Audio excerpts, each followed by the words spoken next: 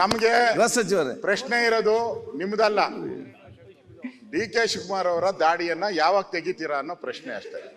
ಅವ್ರು ಯಾಕೆ ದಾಡಿ ಬಿಟ್ಟಿದ್ದಾರೆ, ಏನ್ ಪ್ರತಿಜ್ಞೆ ಮಾಡಿ, ಈಗ ನಮ್ಮನ್ನು ಸ್ವಲ್ಪ ಆಲೋಚನೆ ಮಾಡಿ ಯಾವಾಗ ಈಡೇರಿಸ್ತೀರಾ ಅದನ್ನ ನೋಡಿ ಫಸ್ಟ್. ನೀವು ನಮ್ಮಲ್ಲಿ ವಿರೋಧ ಪಕ್ಷ ಪ್ರತಿಪಕ್ಷ ನಾಯಕರೇ ಬೆಂಕಿ ಹಾಕಕ್ ನೋಡ್ಬೇಡಿ.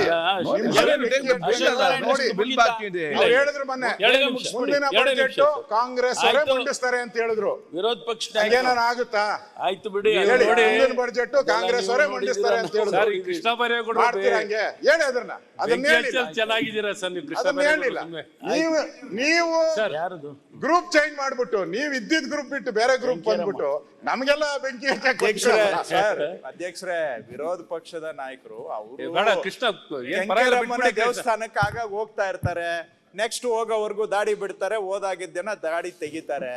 ಈಗ ಅವರು ನಿಮ್ಮನ್ನ ವಿರೋಧ ಪಕ್ಷದ ನಾಯಕರೆಲ್ಲ ದಾಡಿ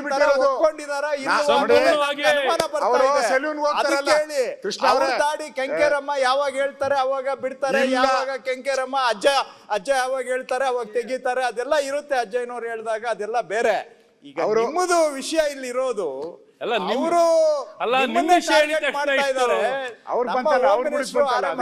ನಿಮಗೆ ಟಾರ್ಗೆಟ್ ಮಾಡ್ತಾರೆ.